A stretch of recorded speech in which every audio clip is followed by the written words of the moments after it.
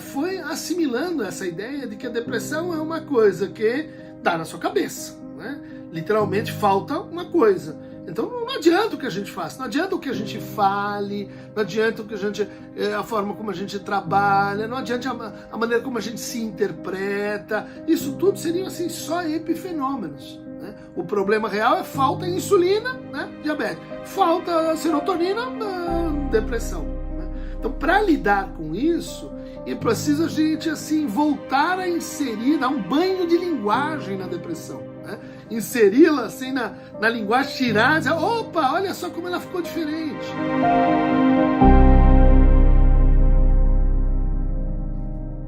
O psicanalista Christian Dunker parte de seu novo livro, A Biografia da Depressão, para levantar questões acerca deste transtorno mental.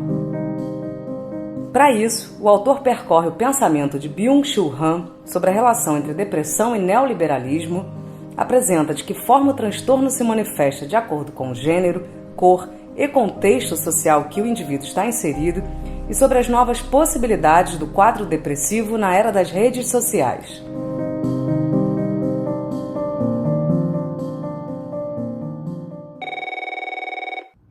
Olha, esse livro, Biografia da Depressão, e ele dá continuidade a um estilo, a uma proposta de alcançar um número maior de leitores, que era o livro O Palhaço Psicanalista, né?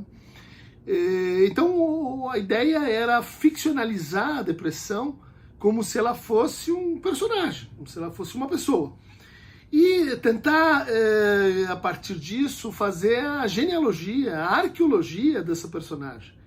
Vindo desde os gregos, a noção de melancolia, até o pensamento judaico-cristão e as suas interpretações sobre a tristeza, sobre os estados de enlutamento da alma, passando pela modernidade, pelo início da modernidade, quando a melancolia se tornou assim uma forma de sofrimento maior, e chegando à descoberta tardia da depressão aí por volta de 1850, e analisando esse curso em que de lá até os anos 70 ela foi uma espécie de prima pobre da psicopatologia, né? Chegando então ao nascimento da depressão no século XIX e como ela se torna essa grande superstar, né, das nossas formas de transtorno mental.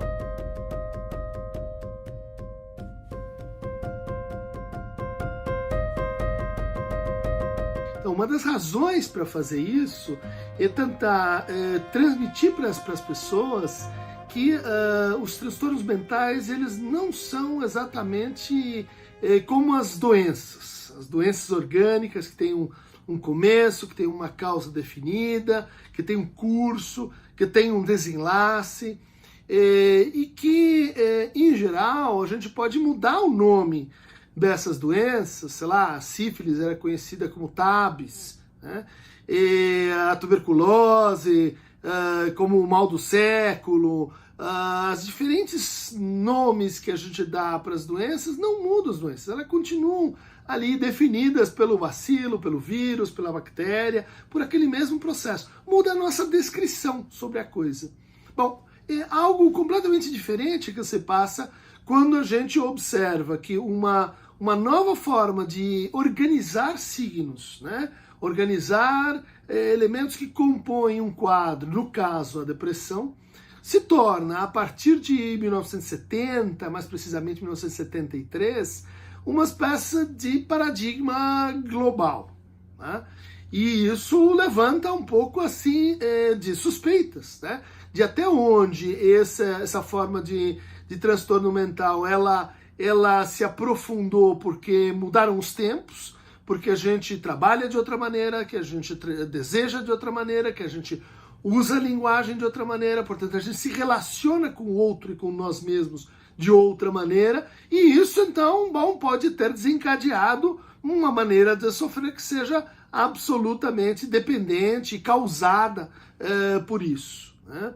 E daí a gente poderia explicar a ascensão, né, dos anos 70 até os anos 2020 da depressão como um quadro que é a terceira maior causa de afastamento no mundo, né? De afastamento no trabalho, é uma forma de transtorno que cresce nas grandes metrópoles. O Brasil é o segundo colocado mundial nessa categoria. É de fato uma fonte de perda de qualidade de vida, é uma fonte de, muitas vezes, uma vida prejudicada, uma vida que chega, às vezes, a se tornar um pouco inviável, né? Então, esse crescimento ele pode depender de condições assim culturais, e ele pode depender também de outras variáveis, né? Ele pode depender da própria descoberta de um antídoto, de um remédio para a depressão, aí, curiosamente, nos anos 80, nos anos 70, né? Então, aconteceu uma segunda assim, coincidência que a gente tenta desfazer, né? Que é a sincronia com a qual uma doença tem o seu remédio descoberto e, ao mesmo tempo, essa mesma doença passa a aumentar, né, de incidência, de prevalência, de frequência na nossa civilização. Será que para aquele que tem um prego na mão não estamos vendo... será que para aquele que não tem um martelo na mão não estamos vendo pregos demais por aí? Então começa a haver assim um processo no livro de mostrar como a depressão foi construída, né? Não é que ela seja assim uma invenção psicológica e não tenha realidade própria e não afete as pessoas, e nem mesmo que ela não esteja associada com modificações do funcionamento cerebral, da dopamina, da serotonina, da oxitocina, do cortisol. Bom, é muito provável, muito possível que a gente tenha componentes genéticos, que a gente tenha componentes que exprimem uma patologia do cérebro, mas o cérebro se modifica com a linguagem se modifica com o cérebro de cada um de nós, ela tem, assim, é como as nossas digitais, ela tem propriedades únicas. O cérebro, que justamente aí nos anos 80, nos anos 90, começa a ser entendido como a barreira final. Agora nós vamos, assim, descobrir-se o genoma humano, agora nós vamos descobrir como é que o cérebro funciona. E no meio desse grande esforço de pesquisa, estava lá a nossa querida companheira depressão. Ela se tornou, então, uma espécie de alvo, né? Como se fosse um objetivo de pesquisa, não só de terapêutica bem elaborada, né? É o momento em que a psicanálise começa a declinar na cultura. Você diz que o Freud está morto, que a psicanálise não apresenta evidências, né, de eficácia, de eficiência, e que, bom, há novas formas de psicoterapia emergindo aí, tá? Então, Seligman, Beck, as terapias cognitivo-comportamentais, que curiosamente se desenvolvem em grande medida para o tratamento da depressão, né? Então a gente tem todo um universo operacional, um universo de convenções, um universo de autorreferências que vai tornando a depressão mais e mais assim palpável, mais e mais tangível, até que isso começa a se desfazer, né? A partir dos anos 2010, 2015, as pesquisas mostram que aquelas reversões obtidas pelas terapias cognitivo-comportamentais, elas nem sempre duravam muito tempo, que o paciente voltava a deprimir. As medicações passam a ser, curiosamente, menos eficazes, 40% menos eficazes do que eram quando foram descobertas. Será que isso é um desvio de pesquisa? Será que isso é alguma transformação no próprio metabolismo dessas substâncias? O que será que os antidepressivos, alguns, começam a competir, né, com o nível de eficácia e eficiência do placebo, né, como muitas psicoterapias também fazem?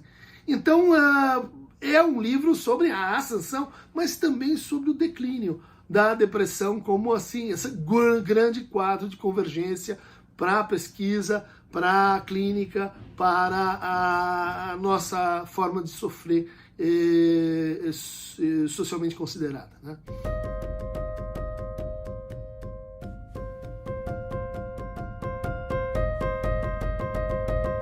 Então, existe uma farta bibliografia sobre a depressão, não poderia ser de outra forma, né? Temos esse trabalho do Byung-Chul Han, né? Que, no fundo, ele dá uma pista muito interessante, ele faz um diagnóstico muito interessante, mas talvez a conclusão que ele tire a gente não acompanhe tanto assim, né? Porque o que ele mostra? Que a depressão, ela e o cansaço, que seria assim uma dos seus sintomas proeminentes, está ligado com a nossa forma de trabalhar, ponto. Ou seja, a nossa forma de trabalhar, ela mudou substancialmente justamente nesse período em que a depressão foi se expandindo, ponto para a hipótese. Terceiro lugar, o que é isso que a gente chama de o neoliberalismo, né? Datado dessa forma? É uma maneira da gente aumentar a produtividade das pessoas, em primeiro lugar, administrando certos sofrimentos para ela, né? Por exemplo, te dou mais trabalho do que você pode fazer. Não, mas isso vai causar um sentimento de impotência, isso vai causar um sentimento de que eu estou em déficit, em atraso. Mas você vai produzir mais assim. Eu vou fazer o seu departamento competir com outro departamento.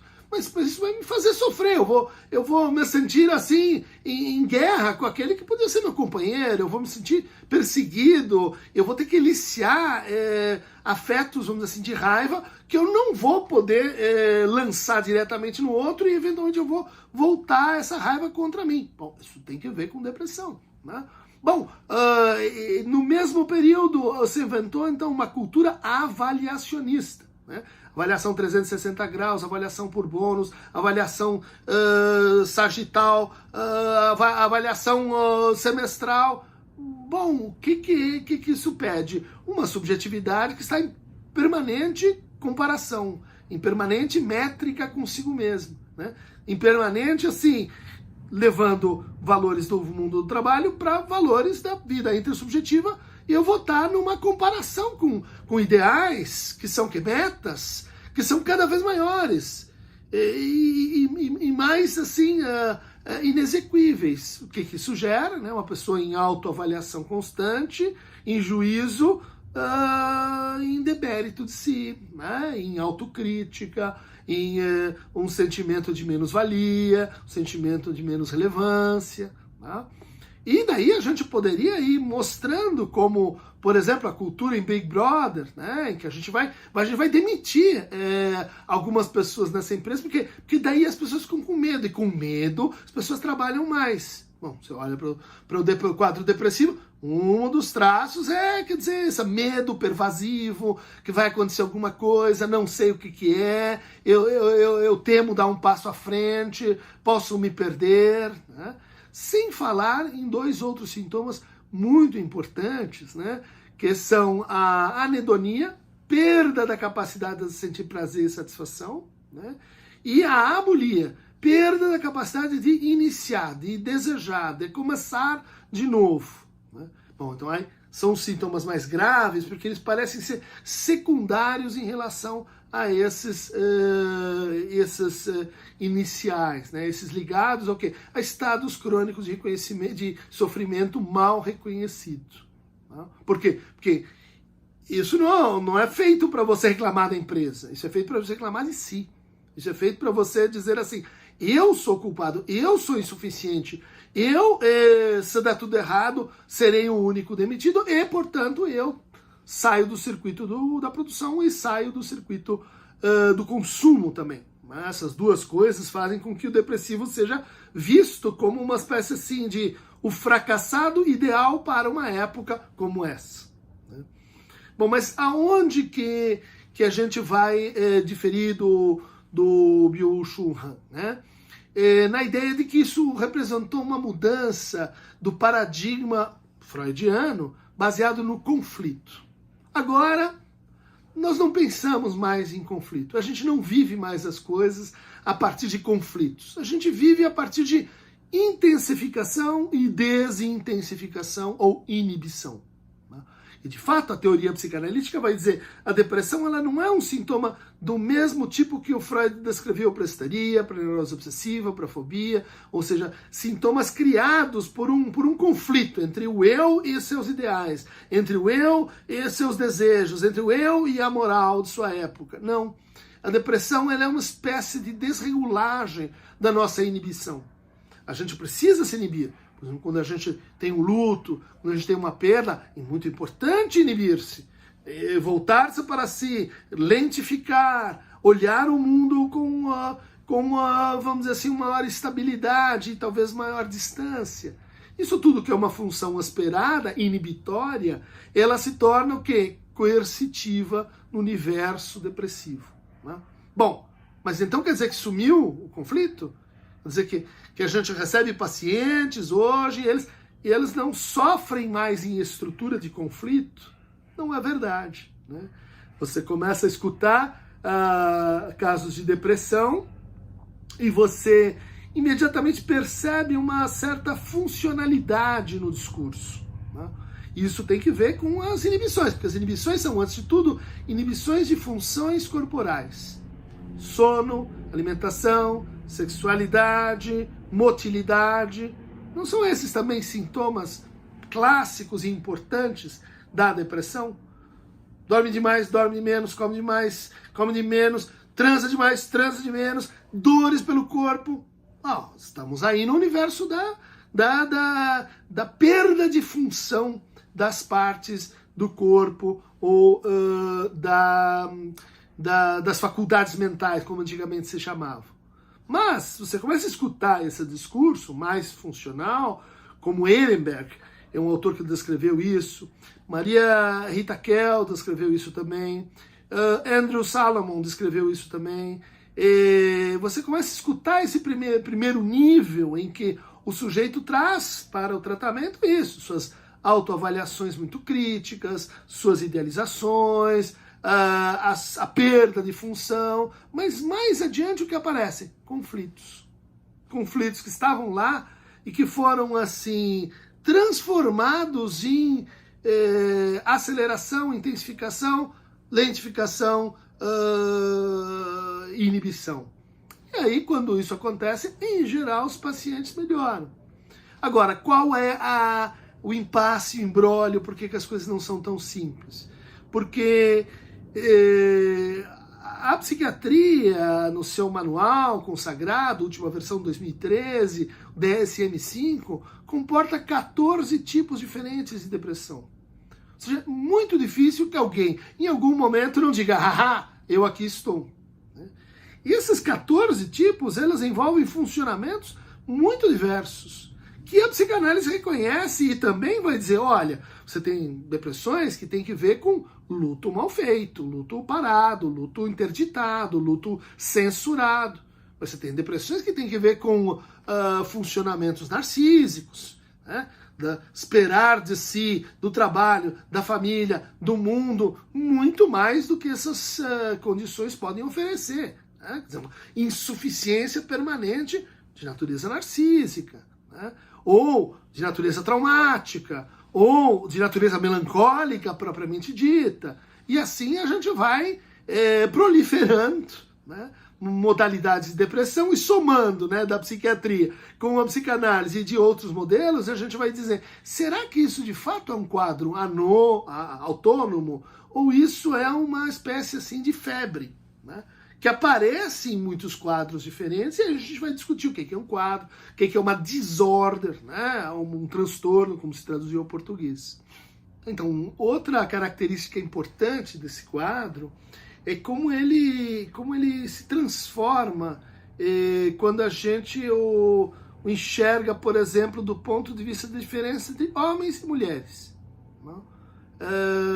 Muitos não conseguem reconhecer, por exemplo, que na depressão, vamos chamar assim, masculina, aumenta a irritabilidade, as explosões de cólera, a agressividade contra os outros, a interrupção de certos ciclos assim funcionais, né? Ao passo que na depressão na mulher é mais comum, por exemplo, a presença de dores corporais, a presença de afetos de tristeza, né? de perda, sentimento de rebaixamento de si, né? Isso é uma diferença importante, né? Assim como a gente tem um marcador de que a depressão talvez seria mais presente e menos diagnosticada em negros do que em brancos, né? Porque há, vamos dizer assim, um certo preconceito para a gente reconhecer certos sinais da depressão sem moralizá-los, né? Sem moralizá-los no sentido de dizer assim, não, mas isso é falta de fé, não, mas isso é falta de pensamento positivo, não, isso é falta de determinação, isso é falta de coragem, isso é preguiça, isso é vagabundagem. E principalmente quando a gente considera assim, a associação da depressão com certas estratégias quase espontâneas das pessoas para lidarem com os sintomas depressivos, né? E talvez a mais conhecida seja a medicação selvagem, a medicação com álcool, né? Então a pessoa começa a consumir mais e mais álcool, por quê? Porque ela está tratando isso nela, ela recupera um certo patamar de satisfação e prazer, ela desinibe, lembra da depressão como um fato de inibição, ela desinibe, e isso, vamos dizer assim, dá um alívio momentâneo, né, para o processo depressivo. Sabemos que a médio e longo prazo isso vai terminar em duas dificuldades: uma dependência química com álcool e mais a depressão, o que torna o tratamento mais difícil, né? Outras substâncias, né, a maconha principalmente, a cocaína em certos universos culturais, né, que demandam, por exemplo, e que impossibilitam os momentos depressivos, né?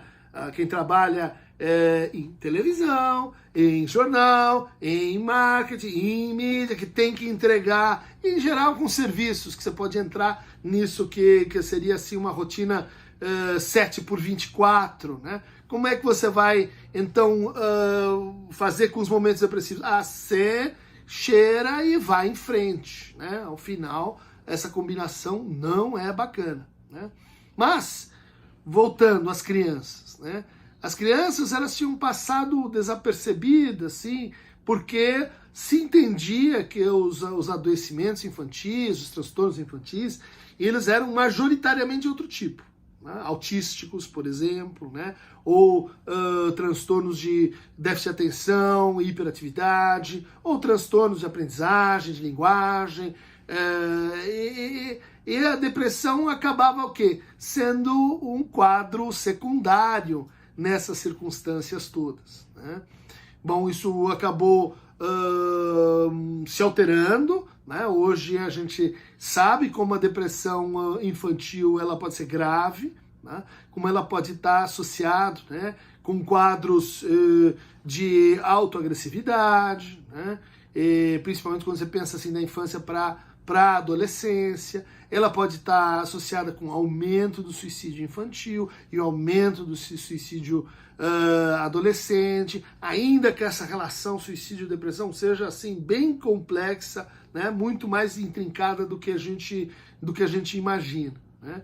Mas também a chegada massiva da medicação para a infância, chamado metilfenidato, distribuído a granel, subiu em 2013 900% em um ano o consumo brasileiro dessa substância, e é muito improvável que isso tudo tenha que ver com melhorias, melhor mapeamento de transtornos como o autismo, né? Na verdade, a gente tem verificado que muitos casos de depressão simulam outros funcionamentos que são os dois tratáveis por estimulantes ou por algum tipo de dopagem, né? No sentido doping, né? De aumentar a performance, aumentar a capacidade de concentração, aumentar a resistência, aumentar a resiliência. Isso tudo, então, vem confluir para infâncias cada vez mais depressivas, Mas, vejam só, isso já é o processo no seu 3º ou 4º capítulo. A gente poderia dizer que uma forte influência para a depressão na infância são as alterações de ritmo de sono, vigília, trabalho dos adultos, né?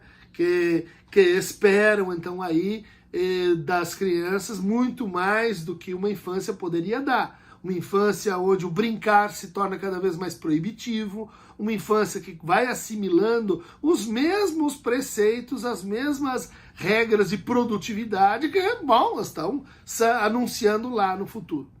Agora, quando a gente fala em depressão adolescente, aí o quadro, vamos dizer assim, é muito pior, né? A gente viu isso na agora epidemia de Covid, onde entre 12 e 29 anos a gente já teve um perfil maior para impacto de saúde mental em condições de lockdown e isolamento social, né? Isso pode ser atribuído a um elemento transformativo de alto impacto na adolescência, que são as redes sociais e a linguagem digital, né? Então, essa linguagem ela trouxe uma série de coisas muito interessantes, a começar pela inclusão que ela permite, né, das pessoas em diferentes debates, pela maneira que a gente pode encontrar para tratar diferenças que antes eram meramente segregadas ou minorizadas, mas junto com isso vem uma espécie de prêt-à-porter no uso das redes sociais, das linguagens digitais, que pode ser então um uso que assim cria uma espécie de confusão permanente e perigosa entre vida privada e vida pública, né? Para os adultos que não nasceram ali, há certas barreiras de proteção, né? Para os que não são nativos digitais, nascidos antes de 1995, né?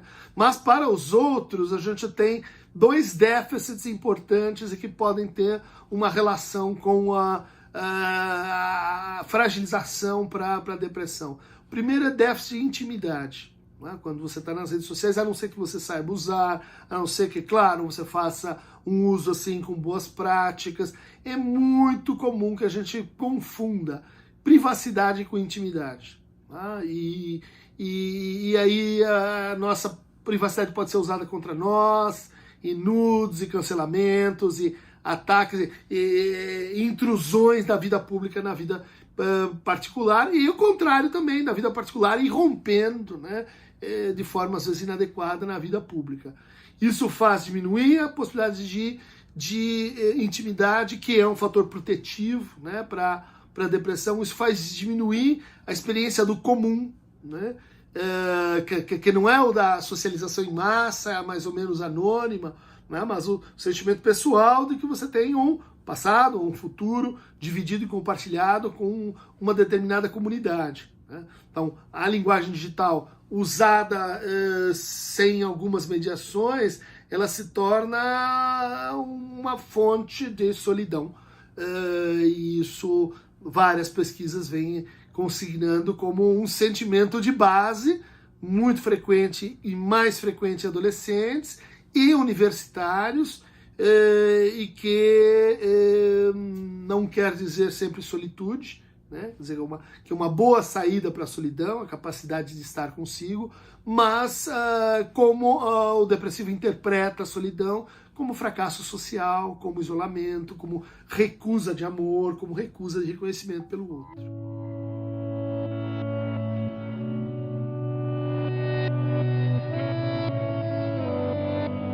A gente deveria mencionar também a preocupante e cada vez mais extensa depressão na terceira idade. E aí a gente tem várias complicações, porque, de certa forma, alguns tipos de envelhecimento já tem na nossa antecipação mental a ideia de que a pessoa vai ficar sozinha, que ela não vai querer muito contato com os outros, que ela não vai querer falar de si. Então aquilo assim é um envelhecimento. Não, pode ser uma depressão, né? ainda mais porque vários transtornos neurológicos, né, como as demências, Alzheimer, Pick, Huntington, elas começam, Parkinson também, elas trazem consigo um tipo de depressão, um tipo, vamos dizer assim, mais ou menos específico. Então a gente vai se acostumando que a terceira idade e a depressão são, assim, inexoravelmente irmãs. Não é verdade. Temos que repensar isso também no contexto de uma cultura que cada vez envelhece mais, que vai ter aí uma velhice produtiva, com maior número de pessoas e com maior número também de aspirações, em termos de qualidade e experiência de vida.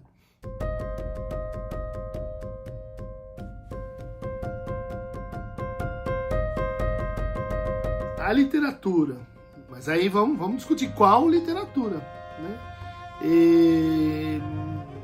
Precisa ter certos ingredientes para a coisa funcionar, né?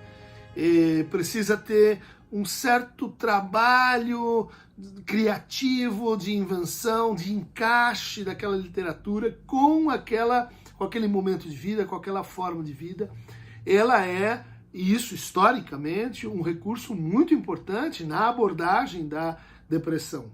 Citei aqui, né, o caso do Andrew Salomon, que fala da sua depressão, né, e constrói um tratado contemporâneo sobre a depressão, e ele percebe que tanto a leitura quanto a própria escrita jogaram um papel na mudança dele em relação aos sintomas e talvez no final em relação a tudo isso que caracteriza a depressão, né? A gente tem o livro recente, né, do Louis Schwartz, onde ele conta seu processo depressivo, e a escritura do livro, a gente vai percebendo, ela faz parte do tratamento, né? Ela talvez sozinho não tivesse funcionado, né? Tem ali psicólogos, psicoterapeutas, psicanalistas, psiquiatras, né? Mas esse trabalho com a linguagem, né, de redimensionamento crítico, de invenção, né, ele aparece não só ligado às depressões em geral, como às condições adjuvantes. Por exemplo, que eu mencionei aqui, o luto. Quantos não saíram de um luto complicado, de um luto difícil, pela literatura e pela escrita, né? E eu recomendo o trabalho do Barthes, né, Diário do Luto, que é uma referência sobre isso. Quantos não saíram de crises de quebra e violação de ideais, de rupturas de mundo, pela literatura, mas aí a gente poderia dizer assim, pelo cinema também, pelo teatro também, pela dança também, pelas artes em geral, pelas viagens, mas desde que sejam viagens capazes de provocar essa, que a gente chama, né, quando lê um bom livro, essa é uma viagem, né? Os depressivos, eles têm essa intuição, elas começam a querer sair do lugar e dizer assim, eu preciso viajar, eu preciso mudar de país, eu preciso mudar de esposa, eu preciso mudar de... preciso mudar de alguma forma. Como é que a gente muda, né? Onde estão os paradigmas transformacionais? Na linguagem. A linguagem exercida por aqueles que fazem isso pensando, né, na sua própria criação de mundos futuros e vindouros, né?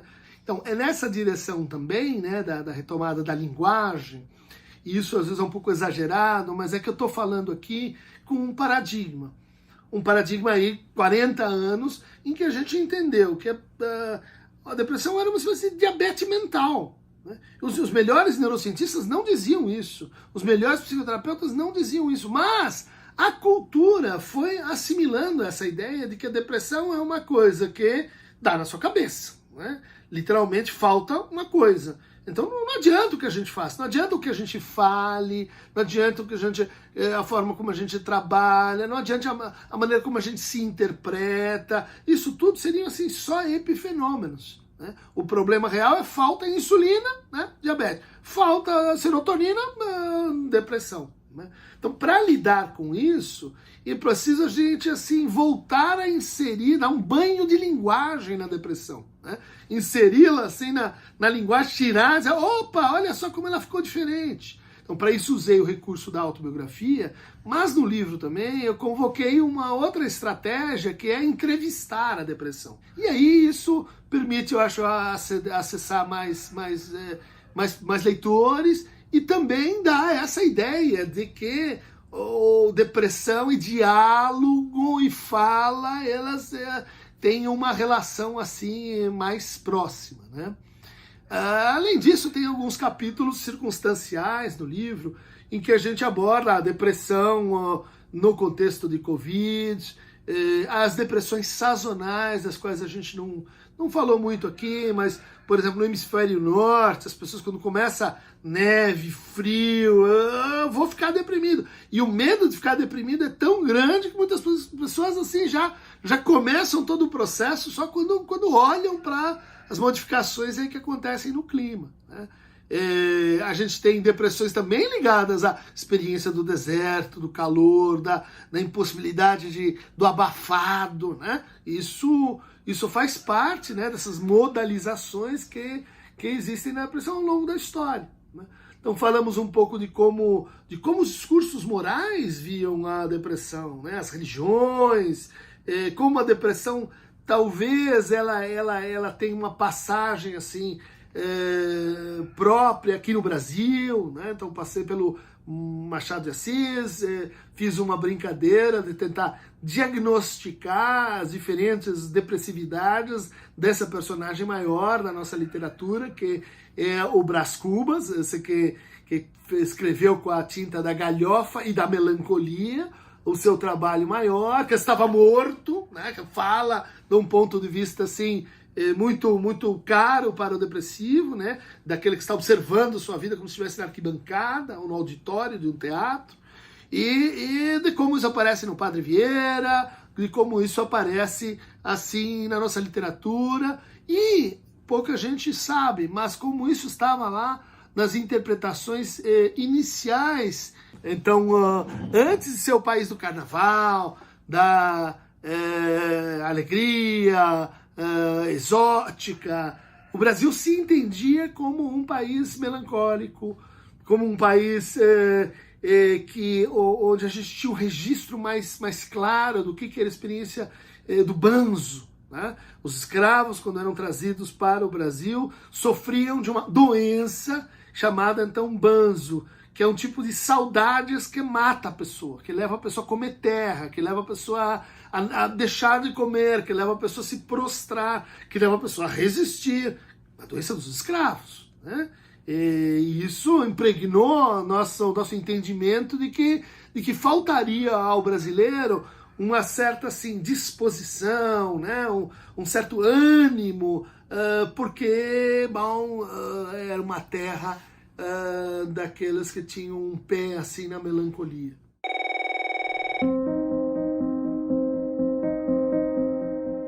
Mais um episódio do Matéria Bruta chega ao fim. Este podcast é uma realização do canal Curta.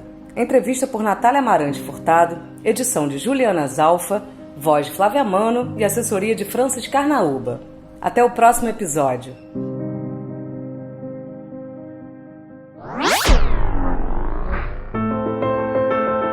Christian Dunker é um dos convidados da terceira temporada da série Incertezas Críticas, que apresenta questões contemporâneas relevantes sobre arte, política, livros, economia, relações internacionais, sociedade, história, futuro do Brasil e muito mais.